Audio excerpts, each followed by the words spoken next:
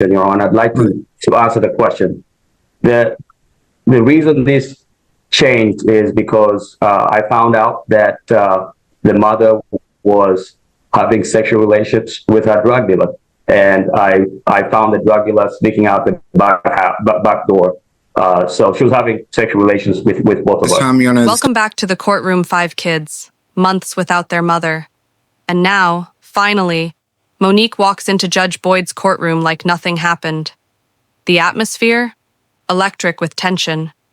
Michael has been shouldering the weight alone, raising all 5 kids while Monique was, as she puts it, dealing with personal issues. But let's be real, this isn't just about personal problems. This is about months of absence, about kids growing up without their mother present. And today, in this room, every eye is fixed on her, waiting to see if she's here to step up, or if this is just another performance. This time, Your Honor, the state would like to call the mother here in this matter. Ma'am, can I get you to state your name for the record? Salamite Galai. And the name of the child or children that we're here in reference to? Isaac Kuroki. And the name of the child's father? Joseph Kuroki. And did you hear what I previously read into the record as it relates to this case? Yes, I did hear. And are you in agreement with those terms only that were provided to the court? I'm in agreement with those terms, yes. All right. And are you requesting that the court accepts those agreements and make them the order of the court today? Yes. All right. Now, moving forward to the contested issues. Has there been any issues relating to family violence between you and the other party to this case? Yes, there has been. Has there been anything within the last 2 years? Yes. And when was the last incident, ma'am? About 8 months ago. Yeah. And what happened during that incident? He showed up to my home after we separated about 1.5 years ago. So he showed up to my home around 11 o'clock unannounced, just very kind of volatile. My friend was here as well. He pushed me, trying to get access to his son, which my son was sleeping. I guess that's the reason, but pushed me, kind of shoved my friend. I called the police a couple of times. They didn't show up that night. And then the next morning he came back and I didn't allow him in my home. I called the police again. They showed back up. 3 officers took my statement. And then after that, we try to keep our discussions and things to like a minimum, but there's been issues with our relationship. And other than this incident that you spoke of that took place about 8 or 9 months ago, has there been any prior incidents? We've had quite a few incidents. I didn't always call the police or, make a record of it, but we've had a pretty toxic relationship. All right. But just to confirm, you did. Here's where things start heating up. Michael calmly lays out the timeline, when she left, how long she's been gone, and how not once did she step in to help. No birthday visits, no school pickups, no weekend calls. Monique, on the other hand, starts with the emotional defense. She didn't mean to stay away, she says. But intention and action aren't the same thing. Michael's words are steady, but you can feel the frustration underneath. And Judge Boyd, he's taking notes, literally and mentally. This isn't going to be brushed aside. Just to confirm, you did call the police in reference to this last incident, correct? Yes. And based off of that incident and the prior incidents that you spoke of, are you still okay with you and the other party being named as joint managing conservators, or are you requesting that you be named as the sole managing conservator? No, we can both. Joint is fine. He's never been harmful to his child or anything like that. And, he loves his child, but so joint is fine. Do you feel that you and the other party could come together to make decisions together that are in the child's best interest? Yes, I think we can. And have you two been able to do that in the past? Somewhat. I mean, it's a hard relationship, but we have sometimes we disagree, but my son is I would say 90% of the time with me. So I do most of the schooling. My son is autistic. So as far as like transport to and from therapy and ABA and speech and everything like that. I've been doing that, but we do come to a decision based on like what school and things like that. All right. And as it relates to the insurance, how does the child currently receive insurance? So he's currently on Medicaid. He's been on Medicaid for only about a month, I would say. Joseph lost his job in February. So my son lost his insurance, so we had to apply. He was... Monique repeats her line. I couldn't take care of them at that time. But that statement raises more questions than it answers. Couldn't take care of them, financially, emotionally, physically, or just didn't want to? Judges aren't just listening to the words. They're reading body language, tone, and timing. And here's the problem for Monique. Every time she leans on that excuse, it sounds less like a genuine hardship and more like a justification for disappearing. The courtroom is starting to sense it too. He was without insurance for about a month or two, and then so we applied for Medicaid. At that time, he was unemployed, so we did receive the Medicaid. We finally got the the funding, but now Joseph is working, so I fear that the Medicaid will probably drop my son. So I think we're trying to put him back on Joseph's insurance. All right. Thank you, ma'am. And as it relates to the child support, just confirm you are requesting that the father pays child support in the amount of $1,158 based off his income. Is that correct? Yes. And are you requesting retroactive support from May 2024 to present date? Yes. Just one moment. But I am willing to negotiate. I do want to say that, like, if the number is a very large number, and I know, I'm not in it for like the money. So I am willing to negotiate if he's okay with that. Right, just one moment, please.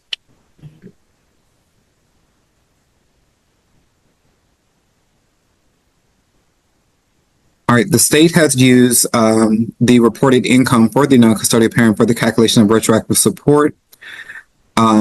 And requesting to take a retroactive support judgment in the amount of $18,361.50 to be paid at $142 per month. Are you in agreement to that amount? Yes, sir. And since the two of you separated, the child has primarily been residing with you. Is that correct? Yes. Has the father been providing you with support for the child financially? He's given me $1,000. I would say since May, but he did give me $1,000. All right. And with the credit for $1,000, the state would request to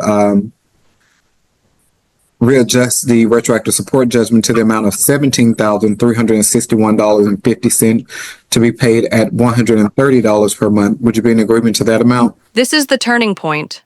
Boyd starts pressing her for specifics. Dates, receipts, actual proof of her claims. And you can see it. The more direct the questions, the more vague the answers. That's a dangerous pattern in court, because vague answers signal one of two things. Either you don't know or you don't want to say. Both are equally bad in front of a judge who values directness. You can almost feel his patience thinning. He's not here for drama. He's here for facts. That amount? Yes, sir. All right. Thank you, ma'am. And as it relates to visitation, has the father had any visitation here recently with the child? Yeah. About a week ago.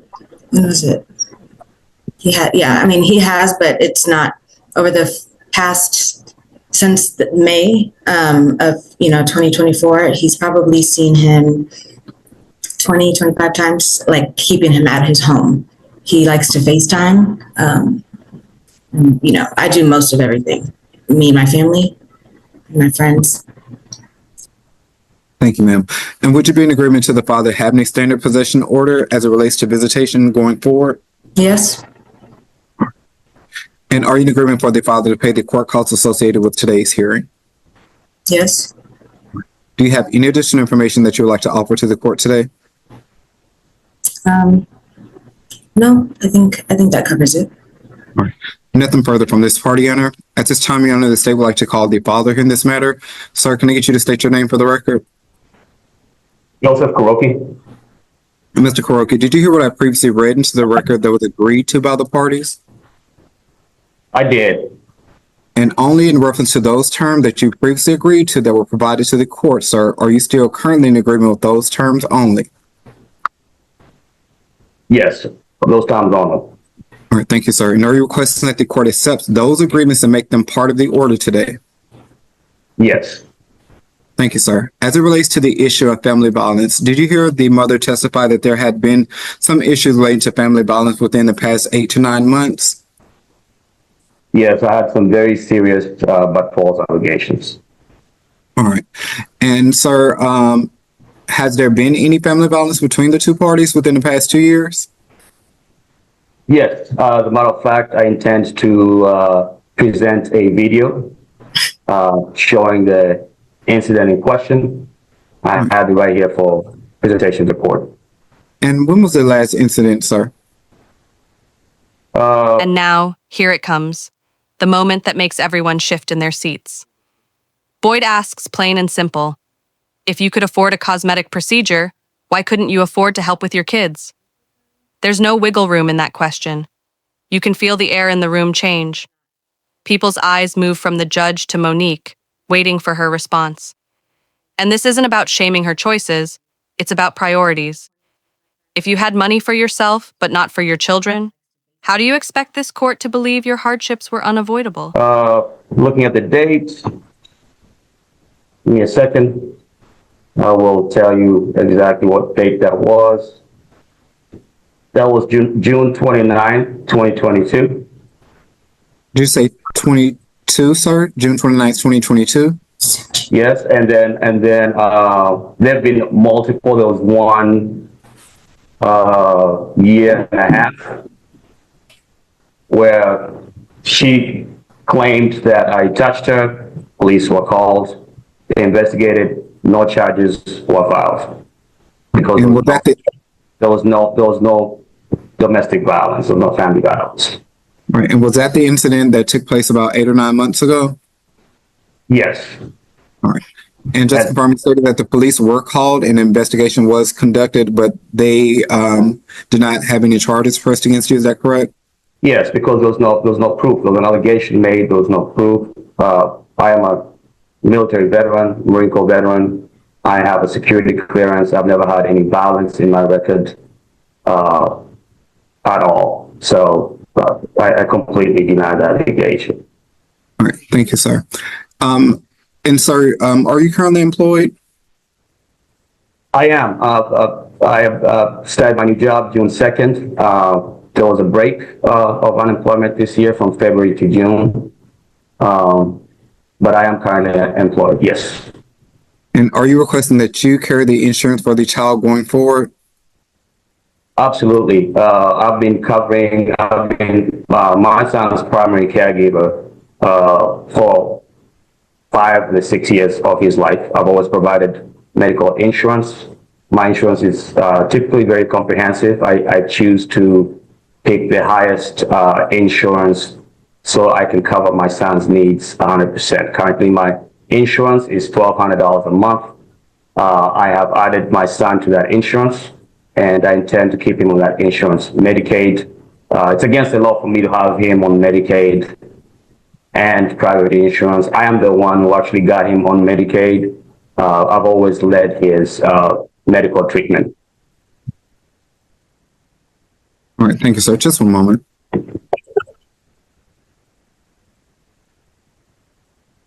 And you spoke about the $1,200 amount for the insurance. Is that $1,200 encompass both you and the child, or is that just for the child to be covered?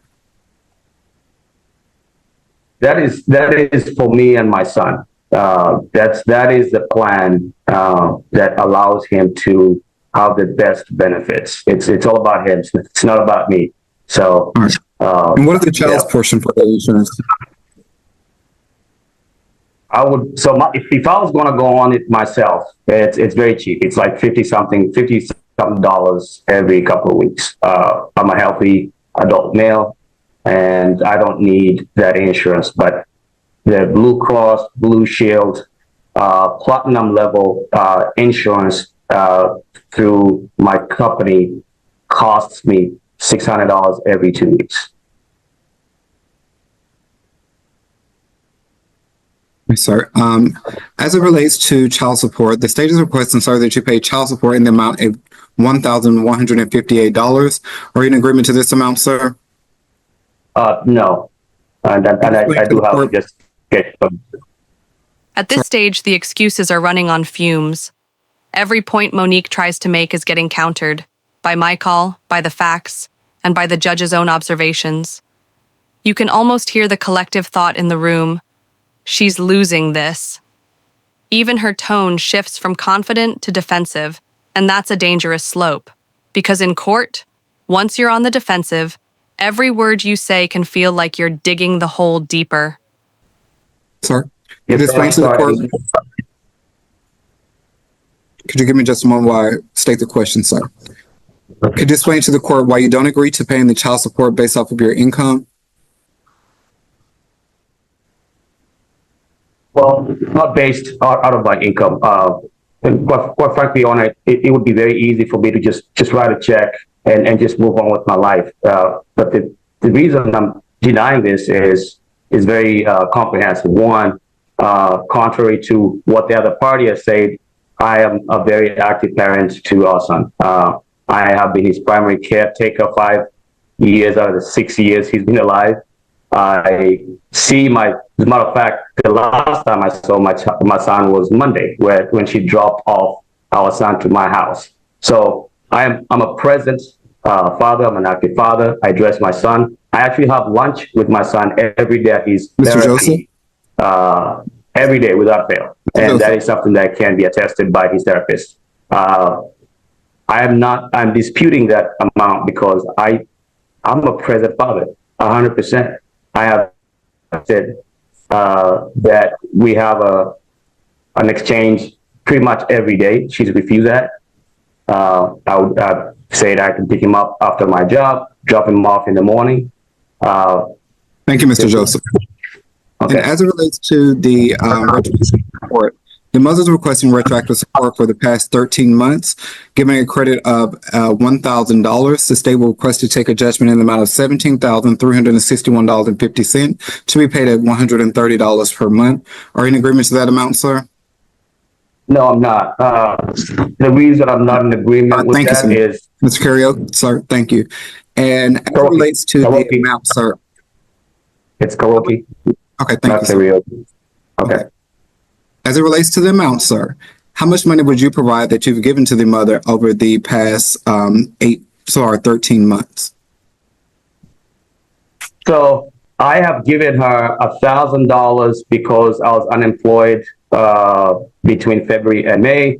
But other than that, my son's been staying with me and her. It's been a very joint 50-50 custodial agreement. This isn't just about dollars and cents anymore. It's about presence. Support isn't only financial. It's about being there. And Monique hasn't been there. Boyd brings the conversation back to the children, their needs, their feelings, their sense of stability. And when that happens, the whole tone of the courtroom changes. This isn't a contract dispute.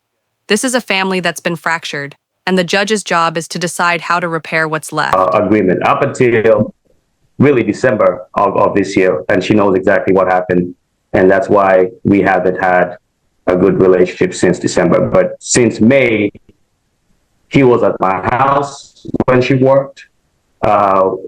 When I was working, she was with him, but I would put him to bed every single evening. So it's not like our son has been just with her this whole time. And that's really why I'm disputing this. All right. And sir, you stated that the mother knows why the situation changed as it relates to the child sometime in December. Is that in reference to the incident that she spoke of relating to possible family violence? I'm glad you asked that. So no, it's not that.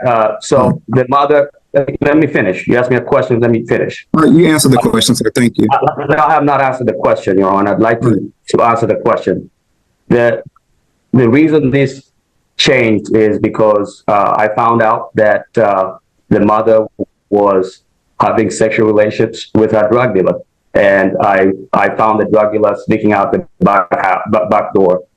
So she was having sexual relations with both of us. That's part of my my concerns about her behavior and fitness to be a parent. All right, thank you, sir. As it relates to the visitation, when was the last time you had visitation with the child? This Monday, she dropped him off in the evening. I fed, walked my son, played with him, dropped him off at her house. I'm very consistent when it comes to time with our son. Thank you, sir. And prior to that, I have the text messages to prove that as well. Sir, as it relates to the visitation, prior to that Monday, when was the last time you had visitation with the child? Prior to that, It was last week Thursday. And was that an overnight visit? Overnight. It's always overnight. All right. And what time did you get the child, and what time did you return the child? So she dropped him off in the evening. Dropped him off at a place in the morning. So again, sir, at what time did you get the child? In the Thursday? evening, 6:30 p.m. All right. And when did you return the child to the mother? By 8 o'clock Friday morning. All right. Thank you, sir. Now, as it relates to the exchange of the child, the mother is requesting that the exchange take place at the Bath and Body Works located at 5331 East Mockingbird Lane in Dallas, Texas. Are you in agreement to the exchange to take place at that location, sir? No, there's no basis for that location other than it's like 5 minutes from my house. So she would essentially be skipping all the traffic to my house. We've been exchanging our son at our homes. So she wants to change it now. If she wants a precise 50, halfway location, we've actually done a calculation. We've actually exchanged our son, several times, and that is the shops at Highland Park. So I don't mind us exchanging our son somewhere away from our homes, even though we did it as soon as this Monday. But if it's a 50-50 location where we're sharing the burden of exchanging our son, then let's keep it where we've been exchanging him, which is at the shops at Highland Park. It's literally halfway between our homes. All right, thank you, sir. And as it relates to the court costs, you don't agree to paying the court costs associated with today's hearing, is that correct? Well, I don't agree because there's so much as far as the level of involvement I have with my son, the cost that I put in on my son, his care. I feel that any court costs should be split between two of us. Nothing further from this party, Your Honor.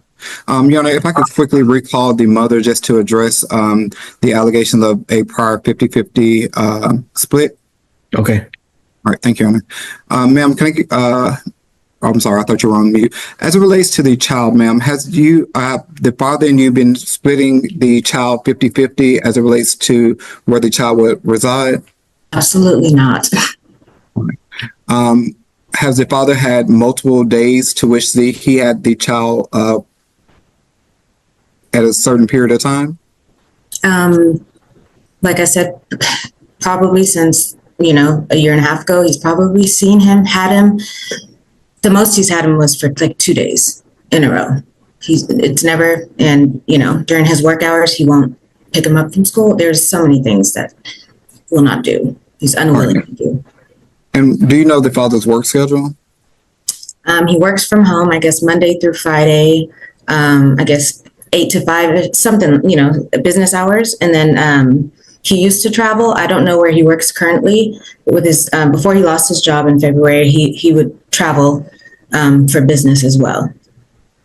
All right. And you stated that the longest he's ever had the child was for 2 days that you could remember. Is that correct? By now, Michael's calm, methodical approach is paying off. He's not attacking. He's simply stating facts, timelines, and responsibilities.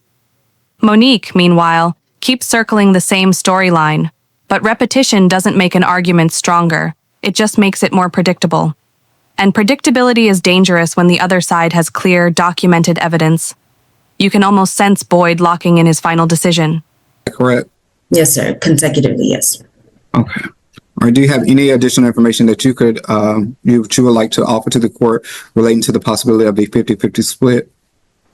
No, I don't think so. All right. Nothing further from this party. Thank you. All right, let me go ahead and make all the findings. Okay, so first, of course, we're establishing that Mr. Kuroki is a biological father. As far as the family violence, I didn't hear anything of there was physical violence. It sounds like y'all didn't get along very well. You've had arguments. Maybe the showing up at the wrong time. That's maybe an issue, but I haven't heard any evidence or has seen any evidence that there's been physical violence. So other than y'all just not getting along with each other, I don't consider that to rise to the level of me making a finding of family violence. So I'm not making a finding of family violence ruling. I'm appointing y'all as joint managed conservators. Child support for the future has to be paid. The child primarily lives with mother. It's not a 50-50. I think that's pretty clear. So you have to pay child support, Mr. Kuroki. I mean, even though you don't like it, you're gonna have to pay child support based on your wages. Your child support is $1,158, and that's for the future. That's not based on anything in the past. That's based on that the child's going to reign primarily with the mother, and you're going to be visiting on the weekends or whenever you have available time. But primarily, the child is at least 75% with mother, and you have to pay child support. The health insurance, I don't know if you can find anything cheaper, but usually the mother or the person that has a child primarily would be the one to apply for Medicaid. If the child has some special needs, it's possible that you might be able to get Medicaid based on the special needs. But that's something y'all can look at and see if that's something you can do. I mean, obviously, it's also based on income, so it may or may not work. I don't know, but something to look into in the future. Sometimes when we have disabled children, if that's the case here, they may be able to give you Medicaid even though there may be an income issue. So I don't know. That's something to explore. Insurance. I'm not asking for comments, sir. I need you to listen. Very important that you listen now. Okay, so for now, Mr. Kurogi is going to be the one primarily responsible for the insurance. It is very expensive, obviously, so I understand that, but that's the only thing we have available right now. So we're having you be the primary responsibility of carrying insurance. Make sure Miss July has a copy of any of your insurance cards. If they change, make sure she gets updates about that. For visitation, we're doing standard visitation, which is the first, third, and fifth weekends of each month, from Friday at 6 until Sunday at 6. If y'all agree to something different, then that's okay with me. I'm okay with that. But if you do not have an agreement, then those are the times you get visitation, not other times. So it takes both of you to agree, not one person telling the other person what they want. Okay, so both y'all agree to something different, that's fine with me. But if you both don't agree, then you're doing the visitation schedule on the weekends. The exchange. And there it is. Boyd rules in my call's favor. Child support granted. The decision is swift, but the message is even clearer. Absence has consequences. You can't disappear, reappear, and expect the system to overlook it. In his ruling, Boyd isn't just speaking to Monique. He's speaking to every parent who thinks they can step out without repercussions. Court is adjourned. The exchange location, that sounds reasonable. I don't understand why I'm not going to make Miss July drive halfway to meet you somewhere. That doesn't make any sense. The normal order would be that you're going to meet at her residence to pick up and drop off the child. So meeting 5 minutes away from her residence isn't that big of a difference. And based on y'all having issues with drop-ins or coming to a residence when you're not supposed to, it makes sense that we would want to do an exchange location. And that way both of y'all are protected from any false allegations or actual things that may happen. If you meet in a public place, hopefully that means y'all will act better. And if you don't, then there'll be witnesses. So I think the exchange location makes sense, even though you may not like it. It makes a lot of sense to me. Retroactive judgment is $12,000 instead of the $17,000. So $12,000 is what's owed for the past, payable at $100 a month until paid in full. Court calls billed to Mr. Kuroki. All right, the Attorney General's office will draft the order based on my ruling. I'll sign off on that. They'll email you a copy. If you're self-employed, you'll need to send in your own payments to the child support office. so they can record your payment and send it through the attorney general's office, send it to the mother. It sounds like you're employed, so they'll probably just send out a withholding order just to take it out of your check for every 2 weeks or however you get paid, and make sure they know about any changes in employment so there aren't any gaps in any child support payments. All right, that'll be my ruling. Y'all are done with court. You can press leave on the Zoom to exit out. Thank you. Thank you, Your Honor. Thank you, Your Honor. I believe we're just waiting on, I think we have the interpreter. Was Boyd too harsh or exactly right? Drop your thoughts in the comments, smash that subscribe button, and make sure you're here for the next jaw-dropping courtroom moment. Because in Boyd's court, truth always comes out.